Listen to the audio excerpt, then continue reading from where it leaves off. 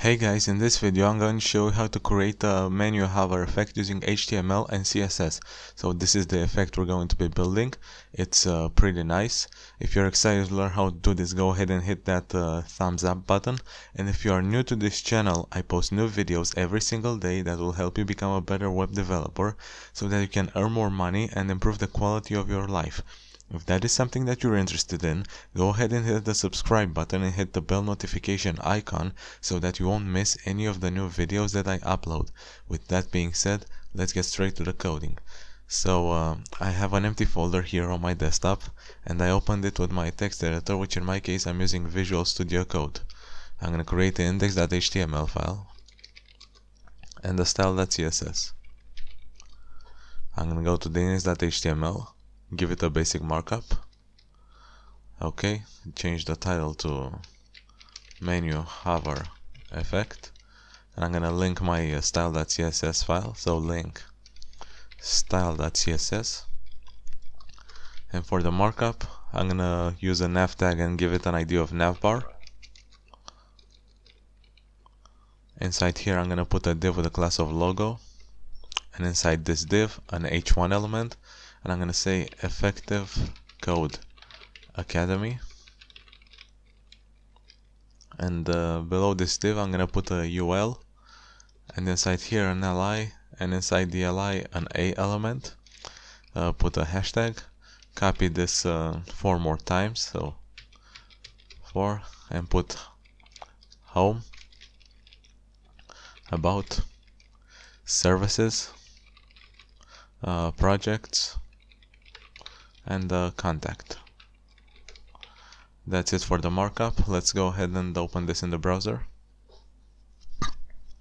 As you can see, it's pretty plain. Let's go to the style.css, and we're going to start with some basic styling. I'm going to select everything, margin 0, padding 0, and set the box sizing property to border box.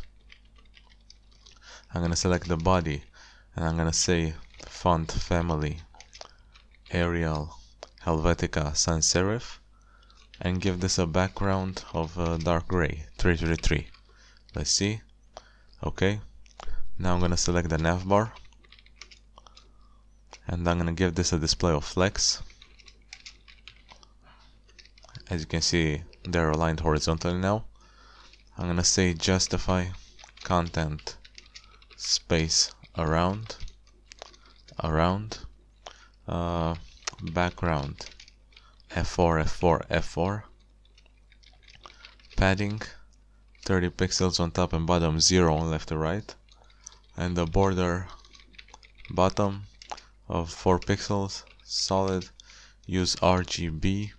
I'm gonna say 16, 170, and 16. Let's take a look. As you can see, this is it. Now we're gonna select the h1, and I'm gonna say navbar.logo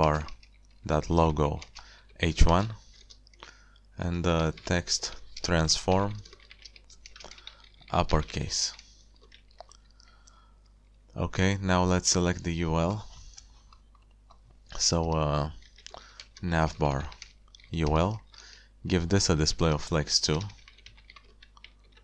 Okay, let's remove the bullet points, so list style none, and also align items center.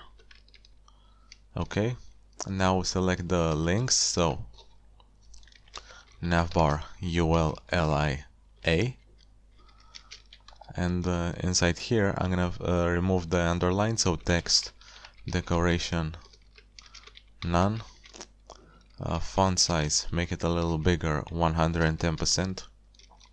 A color of 333. Padding, give it 40 pixels all around. Text transform, make it uppercase. Make this bold, so font weight bold. Give this a relative position. Give it a z-index of 1, and transition 0.5 seconds. Okay, as you can see, it's starting to look good. Now we're gonna use the pseudo selector before on the links.